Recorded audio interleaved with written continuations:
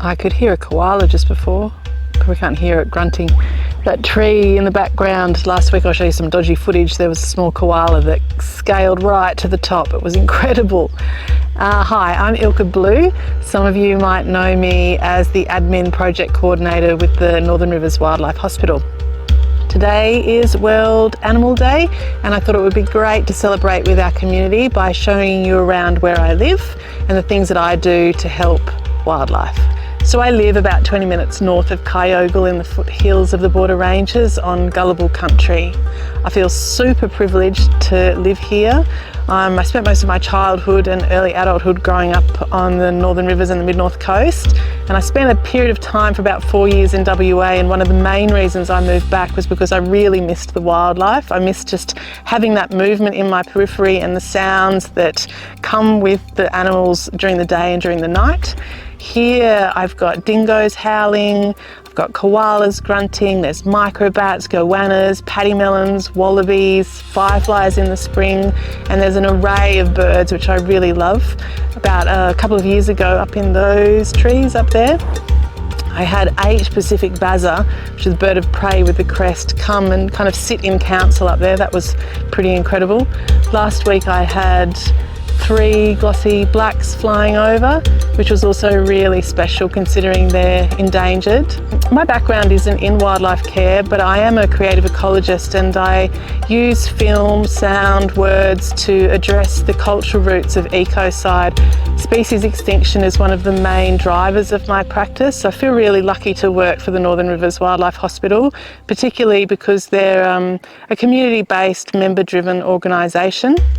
Well, I do need to say that my experience with my camera and my sound recorder is that every time I try and get wildlife, they seem to become invisible. So I thought instead we'd just focus on habitat because it doesn't move as much. These trees that you see up here in the background are dead. They're flooded gums, and there's a whole ridgeline of these dead gums going up towards the south.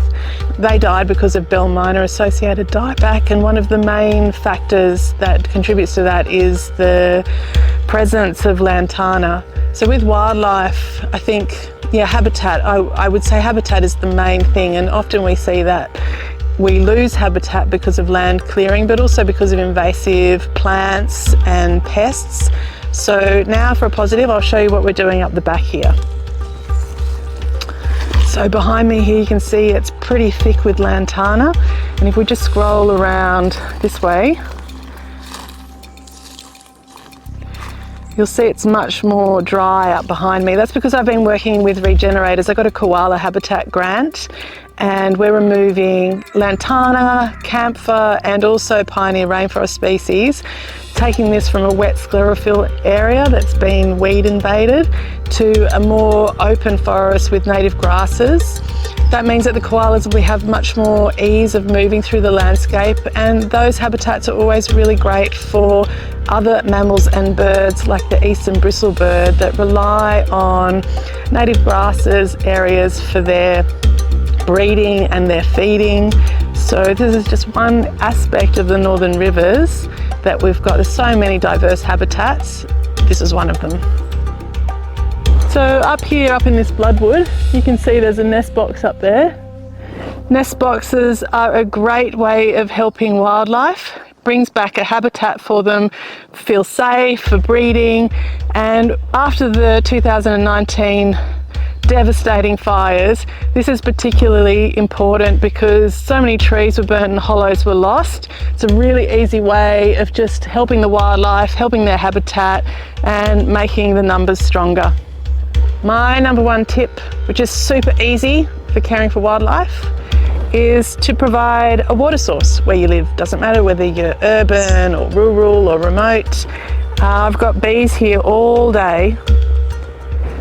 Not so many birds at the moment because the bees are there. These aren't native bees. I do have native bees, but it's just so easy. Whether you put like a bucket on the ground, a bird bath up here like I have, just make sure you've got like some sticks or some rocks so that little birds or bees have got a way to scramble out if they get a little bit stuck in the water. Definitely my number one tip. Wildlife is under so much pressure, and it really is all of our responsibility, individuals, groups, organisations, government. There's so many ways to help. At the Northern Rivers Wildlife Hospital, for example, you can join our friends group, you can become a member, you can donate, you can volunteer.